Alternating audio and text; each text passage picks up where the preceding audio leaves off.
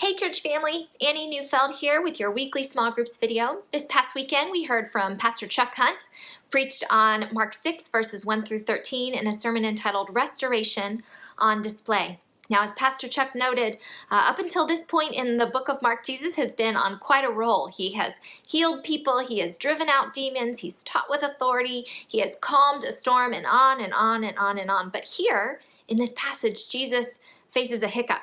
Mark tells us that he could not do any miracles there, except lay hands on a few sick people and heal them. Jesus hits an obstacle. He faces a seeming setback in his ministry. But as Pastor Chuck noted and pointed out, Jesus didn't wallow in despair. Instead, he sends out his 12 disciples at that point, telling them to take nothing but their staff and instructing them that if a place didn't welcome them, they could move on and shake the dust off of their feet. Jesus sent out his followers to be a glimpse of God's kingdom in this world when his own powers were on hiatus. And we too are called to go and to embody and to proclaim the kingdom of God, that the God of the universe loves us. For our question this week, I want to simmer and to sit a little bit in verse 11. Let me read it to you again. As Jesus is sending out the 12, he tells them, "And if any place will not welcome you or listen to you, leave that place and shake the dust off your feet as a testimony against them." Now, these seem like harsh words in our world today, and I think we should sit in that tension a bit.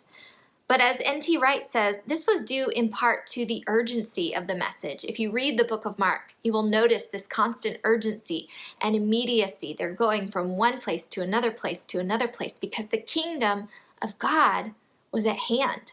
And so there was no time to lose. So when you think about our world today, what situations need that kind of urgent attention as God's agents in the kingdom of heaven? The disciples were called to proclaim the kingdom of God with urgency and gusto and passion. What situations in our world call for that same kind of urgency? And then what role is God inviting you to play in that story? Well, as you go into this week, receive these words from a blessing that I think really captures this idea of being sent. May the peace of the Lord Christ go with you wherever he may send you. May he guide you through the wilderness, protect you through the storm. May he bring you home rejoicing at the wonders he has shown you. May he bring you home rejoicing once again into our doors. Go in peace.